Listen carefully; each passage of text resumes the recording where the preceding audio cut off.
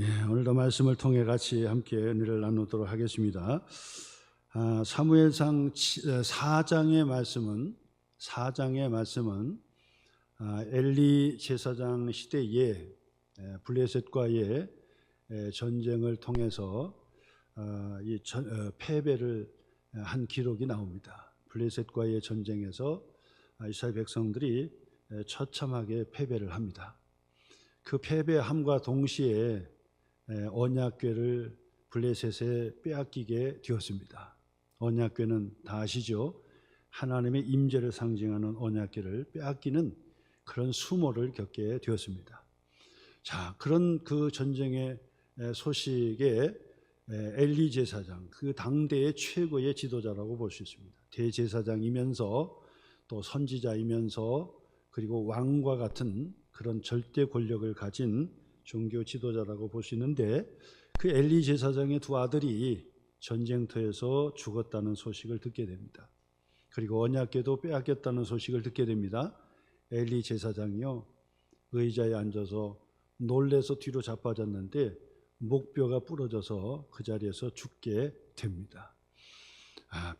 홈리와 비나하스 두 아들이 죽었다는 소식, 특별히 남편이 죽었다는 소식을 듣고 아이를 임신해서 아이를 낳고, 그리고 아이를 낳자마자 비나하스 아내는 또 죽게 되었습니다. 성경은 그때의 광경을 뭐라고 한마디로 요약하냐면 하나님의 영광이 이스라엘에게서 떠나갔다, 그렇게 표현합니다. 하나님의 영광이 이스라엘 가운데서 떠나갔다라고 하는 그런 정말 절망적인 환경과 여건이 펼쳐지게 되었습니다. 그런데도 불구하고 하나님께서는 미리 아무도 모르는 그런 상황에서 하나님의 위대한 지도자를 하나님께서 세워가고 계셨다는 거예요. 그 사람이 누굽니까? 바로 이 사무엘 선지자라고 하는 이야기입니다. 사무엘은 어머니 아버지 엘가나와 한나의 기도 가운데 태어나게 되었고, 그리고 하나님 앞에 바쳐진 그런 하나님의 사람이었습니다. 사무엘은 성전에서 이제 크게 되고 성경 공부를 하게 되고 그러면서 장성하게 되는데, 하나님께서 새로운 시대를 여는데 위대한 인물을, 한나의 그런 그 기도를 통해 그 아이가 낳게 되고 자라게 되었다라고 말씀을 드릴 수 있습니다.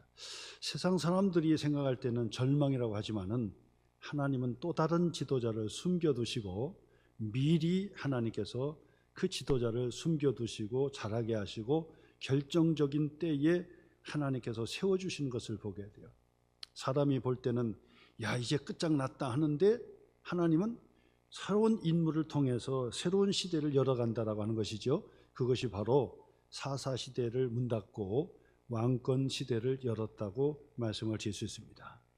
이스라엘이 블레셋에 처참하게 패배를 하고 죽임을 당하게 되고, 그리고 언약궤는 빼앗겼고 최고의 지도자 대제사장이었던, 그리고 사사였고 마지막 사무엘 이전의 마지막 사사였고 선지자였던 엘리 제사장은 죽게 됐고 그 아들들도 죽게 되었어요.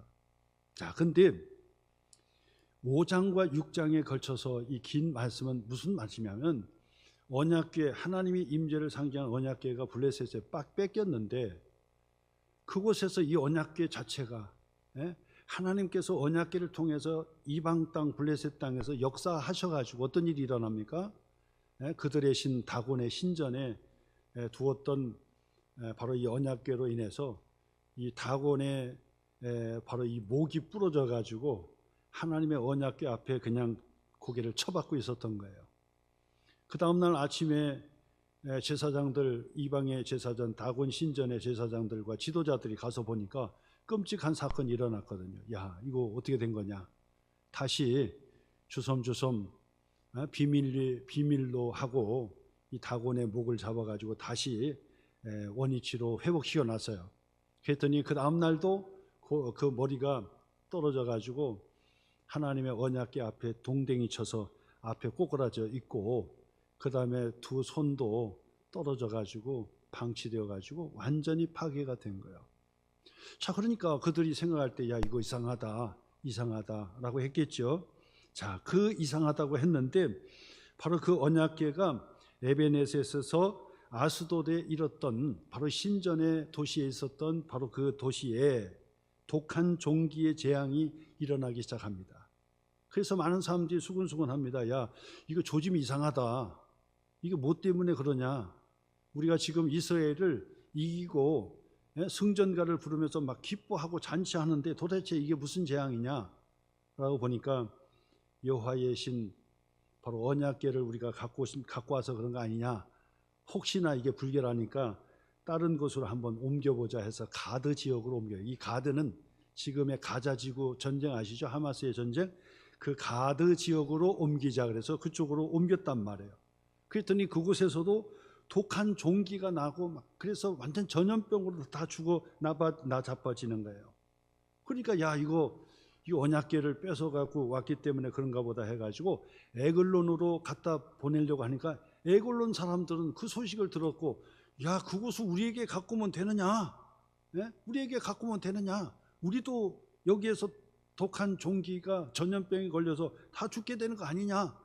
그래도 가드에서 에글론으로 갖다 주니 에글론에서도 완전히 이 전염병이 돌아서 다 죽어 나자빠지는 거예요. 자, 그러니까 에글론 사람들이 야, 안 되겠다. 빨리 우리도 이거 옮겨야 되겠다. 그래가지고 이거 옮길 때 우리가 그냥 옮기면은 이 종기나 전염병이 끝나지 않을 테니까 배상을 해야 된다. 그래서 송아지를 뗀 그 암소를 2마리를 구해가지고 수레를 만들고 그 수레에다가 언약궤를 싣고 그리고 이스라엘 땅으로 다시 돌려보내려고 하는데 거기에서 자기들이 마지막 시험을 하는 거예요. 야, 이거 진짜 언약궤, 저들이 하나님의 임재를 상징한다는 언약궤를 뺏어 갖고 왔기 때문에 이런 일이 일어났는지 아니면 우연히 일어났는지 한번 시험해 보자 해서 송아지를 뗀 그 암소 2마리에 수레를 싣고 베세메스라고 하는 이스라엘 땅으로 딱 가는 그 길목에서 여기서 한번 우리가 두고 보자. 우리가 끌지 말고 그냥 둬보자.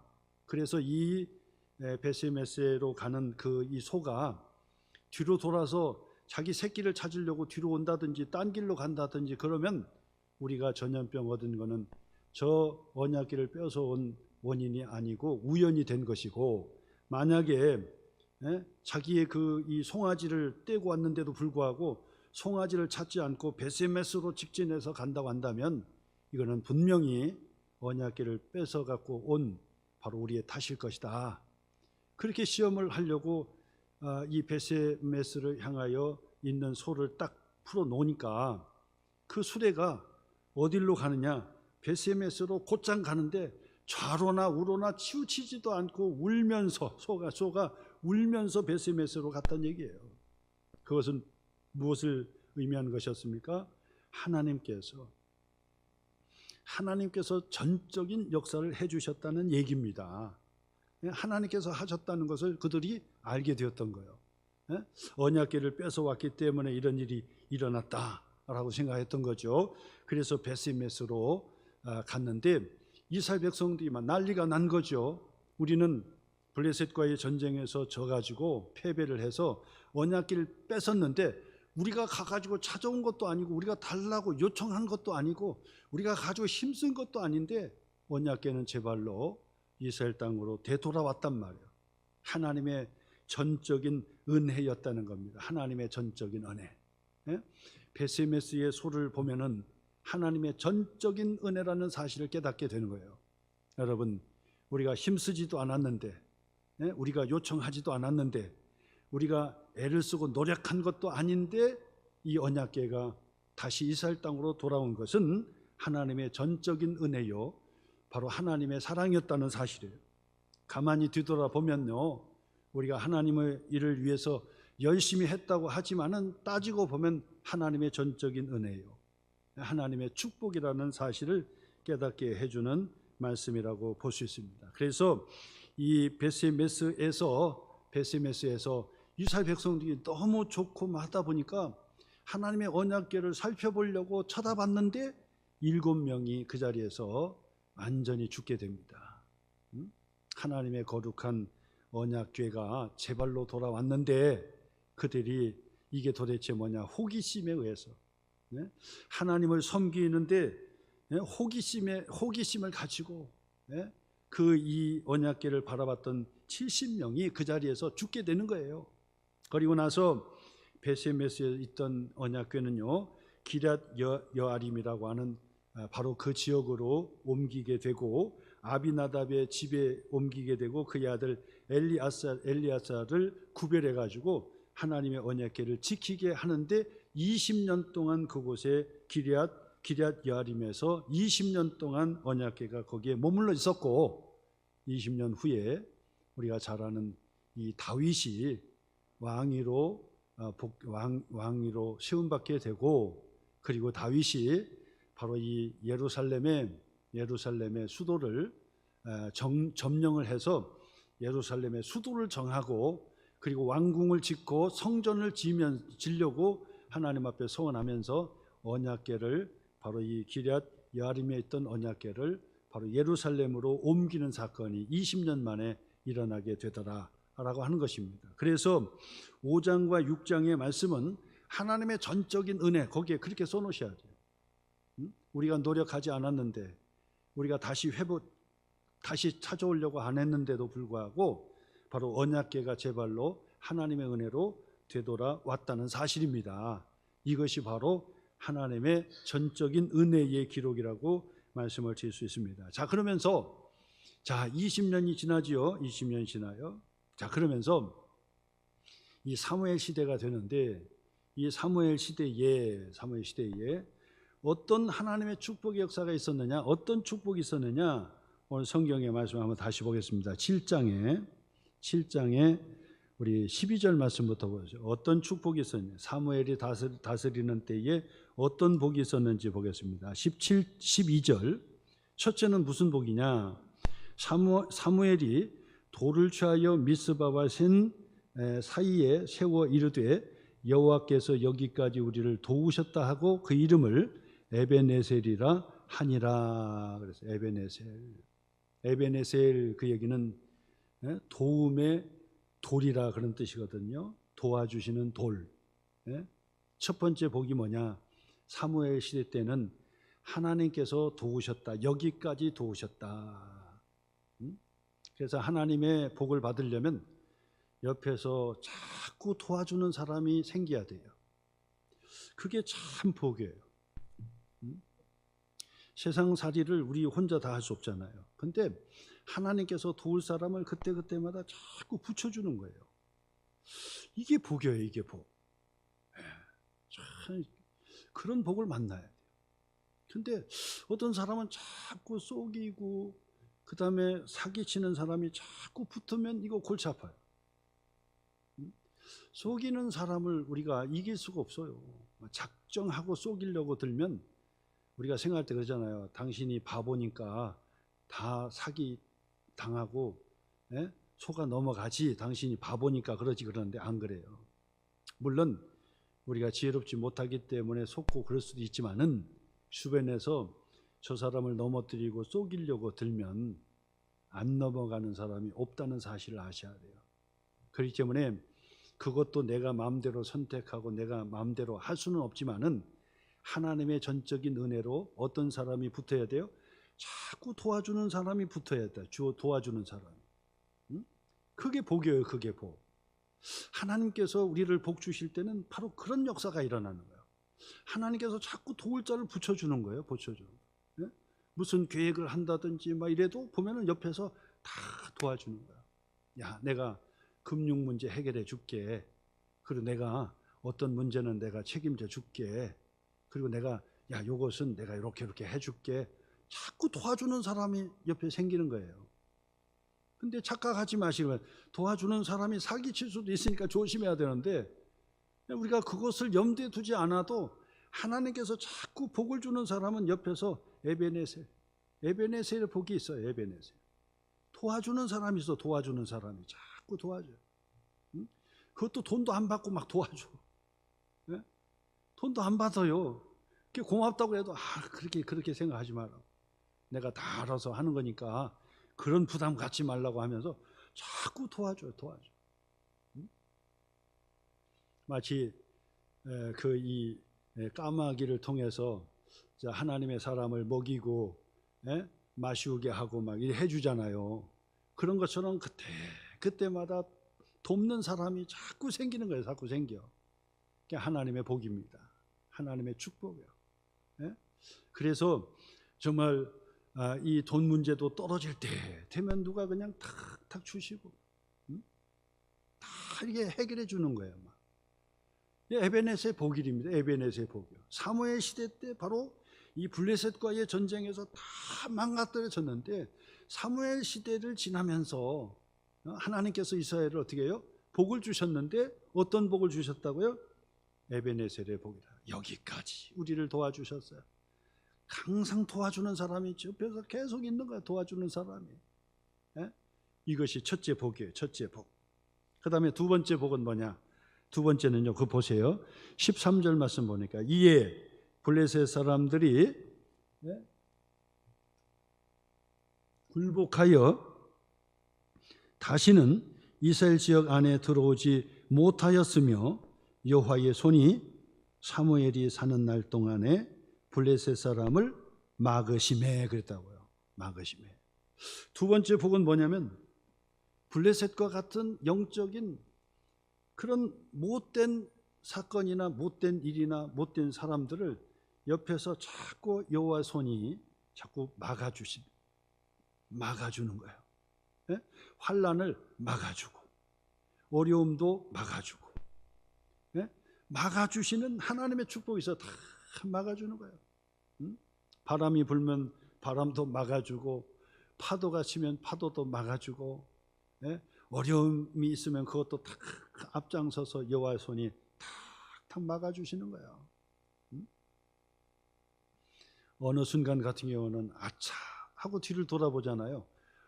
뒤를 딱 돌아보니까 아차 하는 거예요. 이야, 이것을 면하게 해주셨다. 재앙을 면하게 해주셨네.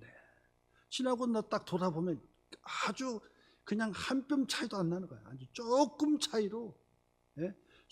차이로 막아주시는 거예요. 막아주시고 영적인 블레셋을 하나님께서 탁탁 그때부터는 막아주시는 거예요.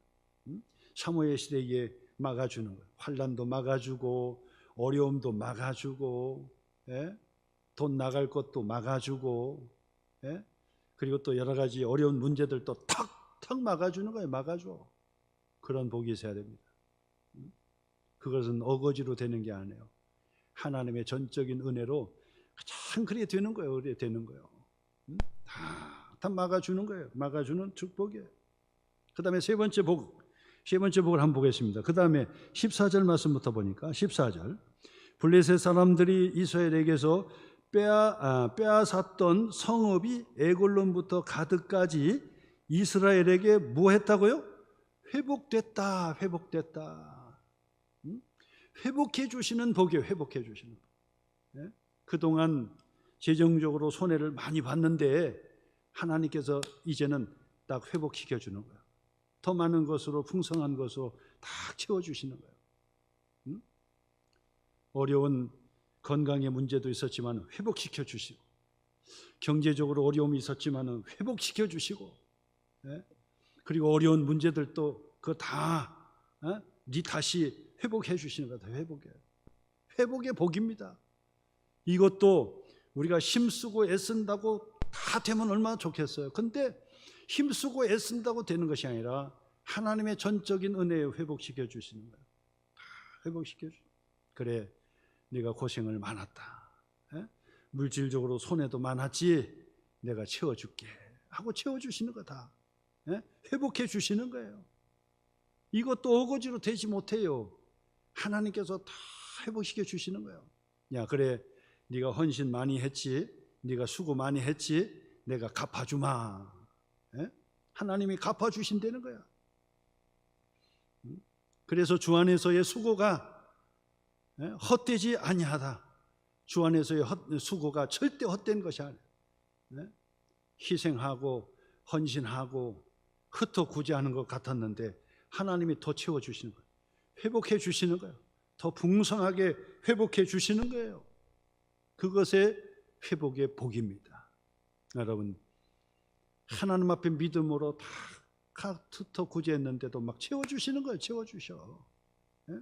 어떤 분은 막 그냥 움켜쥐려고 그러는데 밑 빠진 독이에요. 다 어디로 간지 결산, 앞에서는 남았는데 결산해보면 없어져. 다 없어져. 근데 결산할 것도 없이 다 흩었는데 나중에 결산해보니까 더 많아. 회복해 주시는 거예요. 회복해 주시는 복입니다. 마지막 네 번째 복. 이스라엘이 그 사방 지역을 블레셋 사람의 손에서 도로 찾았고, 또 이스라엘과 아모리 사람 사이에 뭐가 있었더라? 평화가 있었더라. 샬롬입니다. 샬롬. 평화, 화목, 화평 다 똑같은 말이에요. 피스 똑같은 말입니다. 평화가 있었다. 샬롬이라고 한대. 샬롬. 그래서 이스라엘 백성들은 지금도 인사말이 샬롬이에요. 그 샬롬은 어떤 환경과 여건 속에 다 쓰는 인사 다 한마디가 샬롬이에요.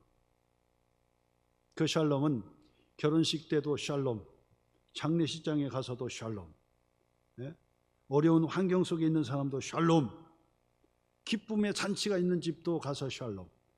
우리는 어떤 환경에 따라 인사말이 더 공손해야 되고 또 구별해서 해야 되는 말들이 많아요. 인사말. 근데 그것은 그 시대의 문화와 사상을 거기에 담고 있다고 보는 거예요. 옛날에 우리가 못 먹고 어려웠을 때는 진지 드셨습니까? 진지 드셨나? 이게 인사였어. 밥을 먹었냐고 인사하는 거. 워낙 굶는 사람이 많았으니까. 지금은 그렇게 인사하는 사람 없어요.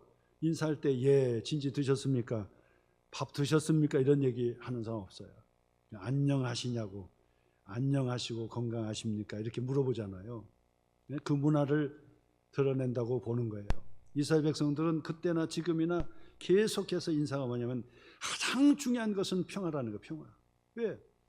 그 이스라엘의 땅은요, 막 온통 우아래 좌우로 그냥 전부 전쟁통이에요. 지금까지도 전쟁통이잖아요. 그러니까 샬롬. 밤새 평안하셨습니까? 이게 인사예요. 인사.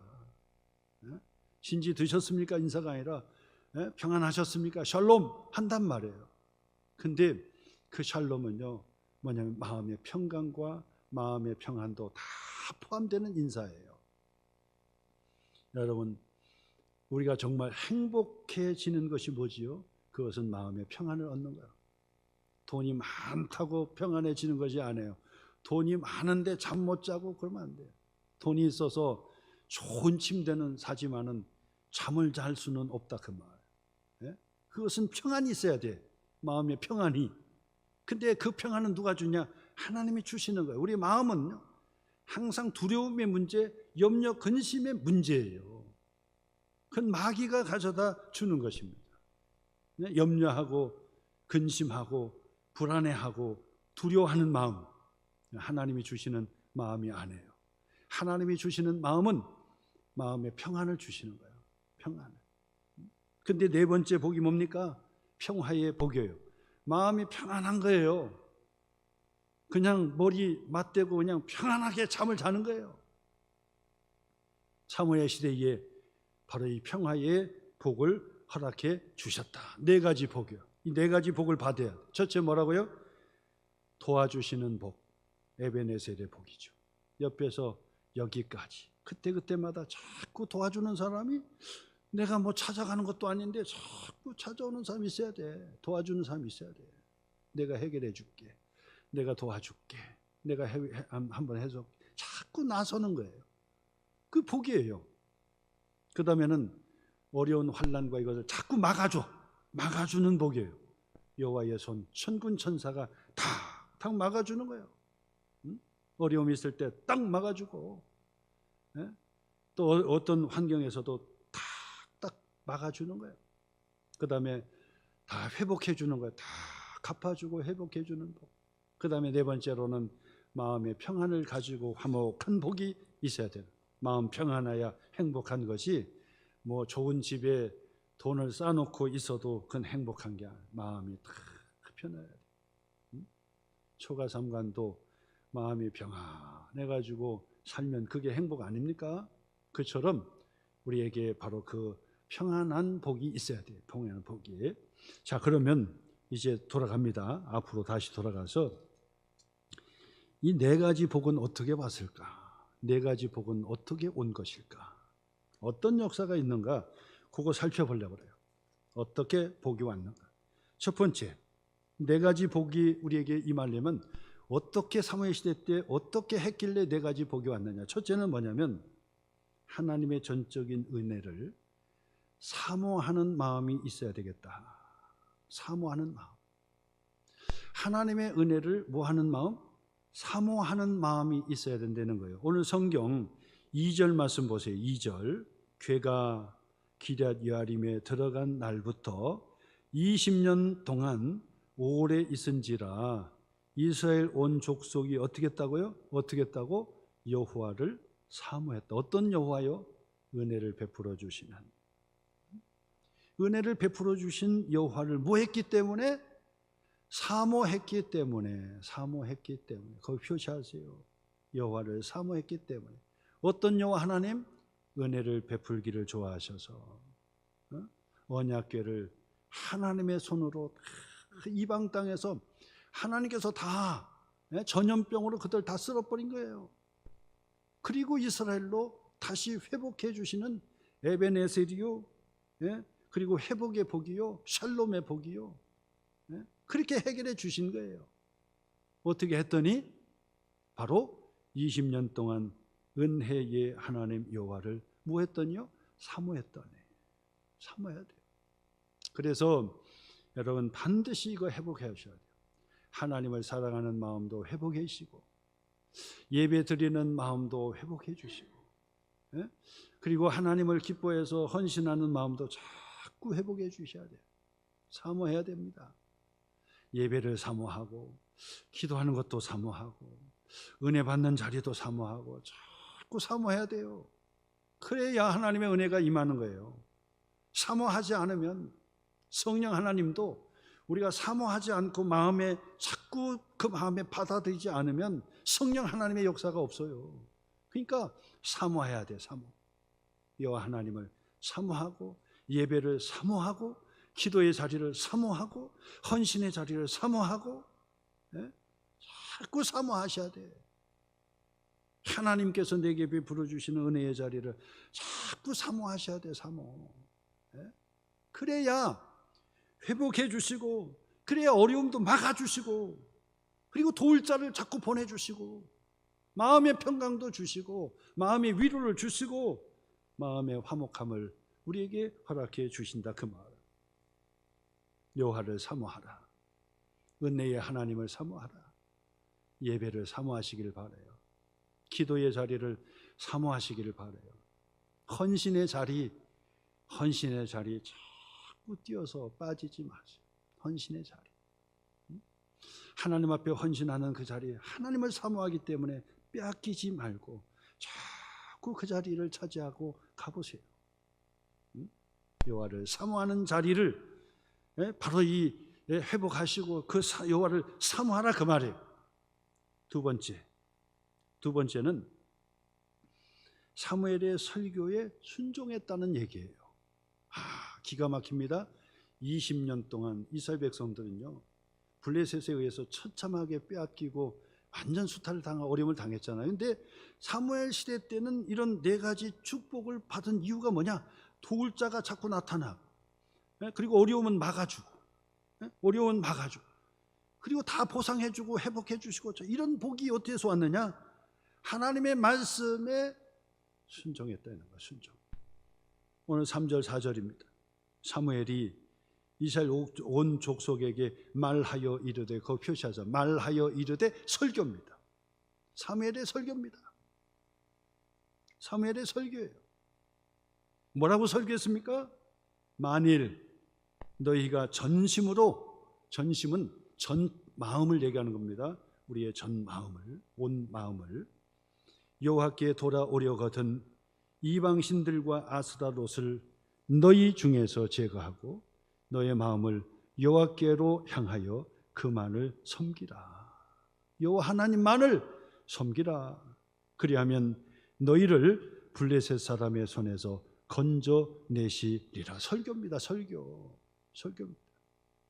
사무엘의 설교는 바로 이 짧은 구절이지만 이것을 계속해서 증폭해주고 반복해주고 계속 설교한 거예요. 사무엘의 설교입니다. 평생의 설교의 내용입니다. 전심으로 여호와께로 돌아오라. 여호와께로 돌아오는 것은 이방신들과 아스타롯 그리고 이방신들을 제거하라. 그리고 너 전 마음을 다하여 여호와께 향하여 그만을 섬기라. 여호와 하나님만을 섬기고 예배하라. 사무엘의 설교에 저들이 순종했고요. 사무엘의 그 설교에 예배를 회복했던 거예요. 그랬더니 하나님께서 4가지 복을 주신 거예요. 사람이 옆에서 자꾸 도와줄 자가 생기는 거야. 그리고 어려운 것은 탁탁 막아주는 거예요. 막아주는 거예요. 어려움을. 그리고 다 손해되는 것 같았는데, 다 없어진 것 같았는데 다 회복시켜 주시는 거예요. 채워주시는 거예요. 이게 하나님의 축복의 원리예요. 하나님의 말씀 사무엘의 설교에 저들이 어떻게 했다고요? 그 다음 보세요. 4절만. 이스라엘 자손이 어떻게 했다고요? 바알들과 아스타롯을 제거하고 여호와만 섬기니라. 네? 그렇죠? 순종했지요? 이방 우상을 제거했지요? 예배에 집중했잖아요. 그렇게 설교에 순종했더라. 그 말, 순종했더라. 네? 그것이 4가지 축복을 받는 비결이 2번째예요. 첫째는 뭐라고 했습니까? 은혜의 하나님만을 사모하라. 예배의 자리, 헌신의 자리, 봉사의 자리. 그 사모하라는 거예요. 사모하라. 하나님의 말씀, 그 설교에 순종하라. 우상 숭배하지 마라. 하나님께만 예배하라. 그 예배를 회복하며 순종했더라는 거예요. 그 다음에 3번째 있습니다. 3번째. 이 3번째는 길게 설명하고 있는데 5절 말씀부터 보겠습니다. 길게 설명하고 있는데 이게 뭐냐? 회개의 기도하고요, 금식 기도가 있었다는 거예요. 금식 기도가. 어디에서요? 미스바.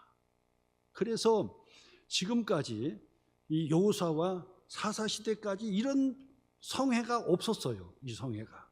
근데 바로 이 사무엘 시대가 시작하면서 하나님의 4가지의 축복을 받았던 비결 중에 하나가 뭐냐면 미스바에 다 성회로 모여가지고 거기에서 회개 기도하고 금식 기도했다는 거예요. 금식 기도. 그게 축복의 비결이었다. 5절 말씀부터 보세요. 사무엘이 이르되 온 이스라엘은 어디로 모이라? 미스바로 모이라. 내가 너희를 위하여 여호와께 기도하리라 하매 그들이 미스바에 모여 뭐 했다고요? 물을 길어 여호와 앞에 부었다. 물을 여호와 앞에 부었다는 얘기는 회개 기도했다는 얘기가 회개했다. 그리고 그날 종일 어떻게 했다고요? 금식했어요. 금식. 거기에서 이르되 우리가 여호와께 범죄하였나이다 하니라. 사무엘이 미스바에서 이스라엘 자손을 다스리니라. 미스바의 성회입니다. 근데 미스바의 성회는 바로 금식하며 회개하는 기도 성회였던 거예요. 기도 성회. 4가지 복을 받았던 비결 중에 비결이 뭐죠? 회개하고 금식 기도했다는 거예요. 어디에서요? 미스바에서. 그래서 미스바의 성회입니다. 미스바의 성회. 거룩한 바로 그들의 모임인 거예요. 그래서 바로 혼자도 기도할 수 있지만은 같이 기도해야 되는 거예요. 그래서 금요 기도회도 미스바의 금식 기도처럼 미스바의 기도회가 돼야 되고, 예수님이 겟세마네 동산에서 하나님께 간절히 기도했던 겟세마네 동산이 되어야 하고, 새벽 기도도 겟세마네 동산의 기도가 되어야 하고, 새벽 기도는 미스바의 성회의 기도, 금식 기도가 되어야 하고, 그 기도가 회복이 되어야 한다라고 말씀을 드리는 거예요. 네 가지의 복의 비결입니다. 바로 이 여호수아 이후 사사시대를 거치면서 이런 성회가 한 번도 없었어요. 그래서 미스바의 금식 회개 기도 성회는 바로 최초의 성회였다고 이야기합니다. 최초의 성회. 그러면서 바로 이 사무엘은 자신의 고향 라마, 그리고 길갈, 미스바, 바로 그곳에 자꾸 돌면서 말씀을 전하고 기도회를 인도하고, 그리고 하나님 앞에 예배하고, 그리고 사람들에게 기도해주고 함께 모였던 장소 중에 아주 중요한 장소가 미스바의 장소였다고 볼 수가 있습니다. 7절 말씀, 이스라엘 자손이 미스바에 모였다 함을 블레셋 사람들이 듣고 그들의 방백들이 이스라엘 치러 올라온지라 이스라엘 자손들이 듣고 블레셋 사람들을 두려워하여 그랬는데, 반드시 하나님의 은혜의 성회 때는 뭘 기억해야 된다? 시험도 기억해야 된다. 항상 제가 말씀드립니다. 은혜를 받으면요, 은혜를 쏟는 마귀의 역사가 반드시 있다는 얘기를 제가 했어요. 그는 틀림없습니다. 마귀가 그냥 가만히 두질 않아요. 은혜를 받으면 은혜를 쏟게 만들고, 할 수 있으면 은혜 자리 못 가게 만들고, 은혜를 받아도 쏟게 만들고, 다 그렇게 하는 거예요. 성회로 준비하면 준비하기 전부터 마귀는 역사하는 거예요. 그 성회를 못 하도록, 완전 불평하도록, 그리고 부정적인 말 하도록. 그거는 언제만 그런 게 아니라 항상 레파토리예요. 레파토리. 그걸 여러분들이 귀에 닳도록 듣고 마음에 반드시 이걸 새기셔야 돼요. 은혜의 자리는 반드시 마귀도 역사한다. 반드시 은혜 받으면 마귀가 나를 시험한다.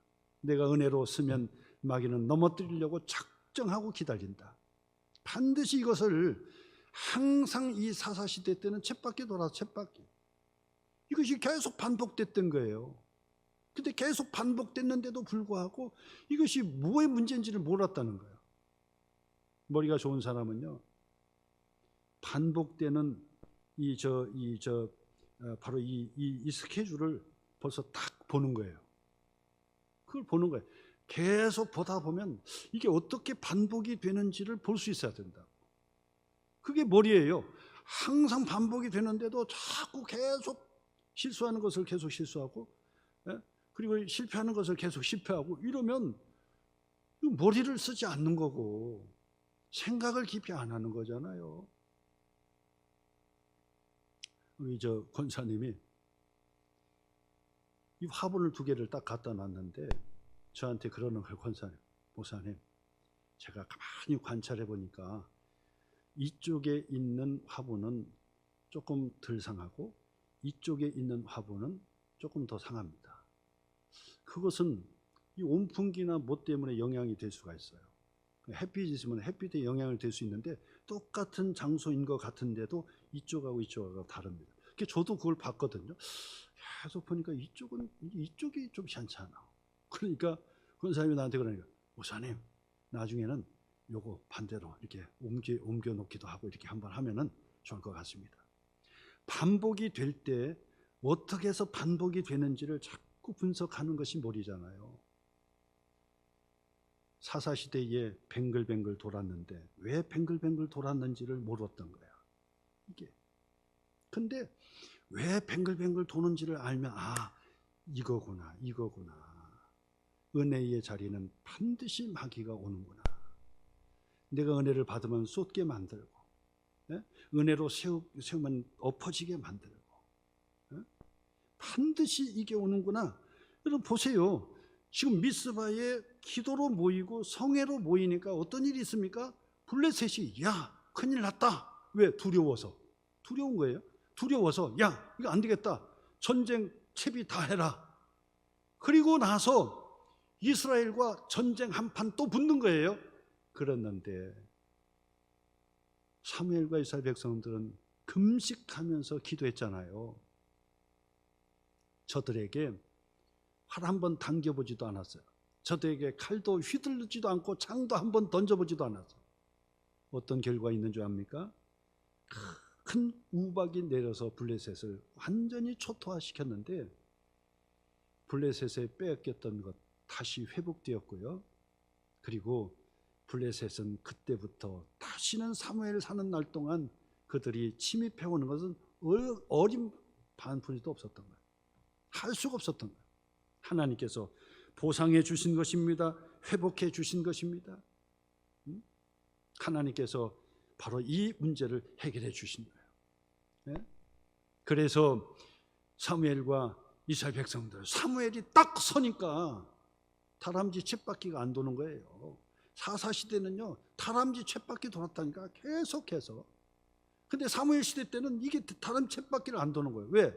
다 대비를 하고 있는 거예요.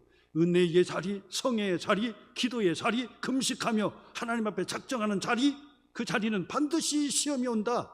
다 대비하고 있는 거예요. 대비하고. 그러니 은혜를 쏟지 않고 신앙이 점점점 성장하고 성숙해가고, 그 다음에 더 성장해 가는 거예요. 오늘 여러분 4가지 복을 얘기했죠.